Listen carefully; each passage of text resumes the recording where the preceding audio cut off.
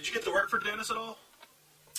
No, No? not until much later in my career. No, I pretty much went from Eastern, went to shows. More times than not, they say no, but that's fine. Right. But I ended up in Dino Santa's WWWA. I remember that. Okay. Yeah. So, as far as ECW, well, back then it was Eastern Championship Wrestling.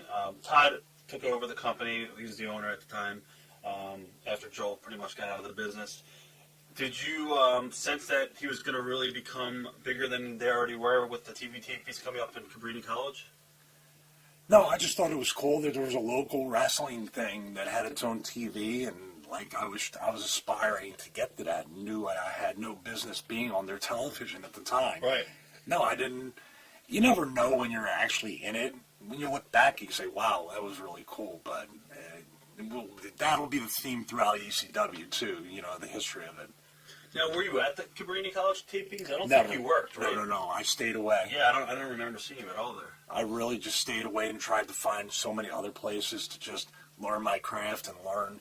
And I still had no idea about fitness and health and how to work out and get bigger. And maybe it's better because I don't, I never did steroids or growth or anything. Maybe back then if they said, oh, this is the easiest, best way to do it and it's healthy, I was so impressionable, maybe I would have. So how did you get back into the mix with ECW with Todd's company? I just started showing up. This one, Paul. And this after the Eddie Gilbert stuff. Okay, after Gilbert. Okay. Yeah, so we're talking about... So did you know Eddie at all? Did you get any interaction with Eddie Gilbert Never before? met him. Okay. Never met him. I would have loved to have bothered him and asked him a ton of questions about his work. I mean, the kind of worker that guy was, he was just amazing. He was awesome. Yeah. So, go ahead. You were talking about your... 94. 94? 94 is when I said to myself, okay, well, I'm still not quite in the shape I can be, but I know how to bump very well. And the WWWA, all I did was put guys over, and I had Jason and Angel Amoroso would come in there, and I would ask them questions. They were always very nice to me. And Jason had talked to Paul and said, there's a guy that wants to just show up if you have anything for him.